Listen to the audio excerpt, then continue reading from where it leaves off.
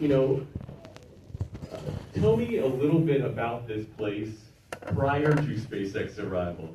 Like, what is it we aren't seeing on this film? Because by the time we're seeing this film, SpaceX is there already. What was it like there? Yeah, it's interesting because, like the title of the film, the baseline was shifting while the film was happening.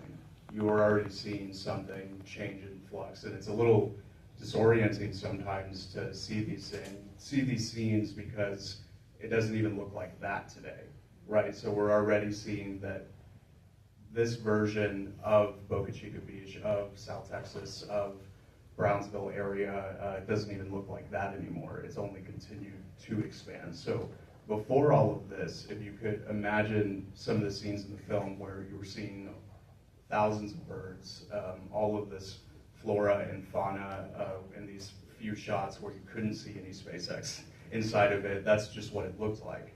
It was a 2-lane road that had some of those homes that you saw in the Boca Chica Village area. Of course, none of them were painted in the very canonical gray and white that SpaceX likes to employ in a lot of their structures. But it was a place that really nobody knew existed, and really for good reason. I think people intentionally did not want a lot of other folks coming out there, and not like you would really desire to anyway. There's no real city services out there. You know, the people who were living out there had to have water poured in.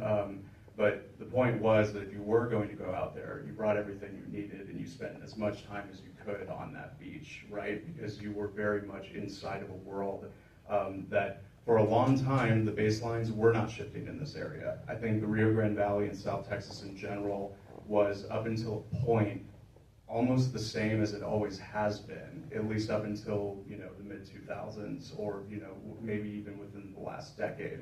And that's continued to change as the area industrializes. But I remember, because I was born in '96, being 4 or 5 years old, you know, pre-9/11, I have memories of that, of what the area looked like. It basically looked like that until I turned 18. And then things started changing in a way that looks a little more like you saw in the film. But that's what's particularly interesting, I think, about just even the title of this film is referring to something that's even unique to this area, is that for a very long time, it was exactly as it was for hundreds of years. I'm not talking about the areas that are developed with towns and water and power lines and stuff. I just mean the places that are natural. I mean, there's a reason why people continue to find Civil War artifacts out there, right? Because things are just not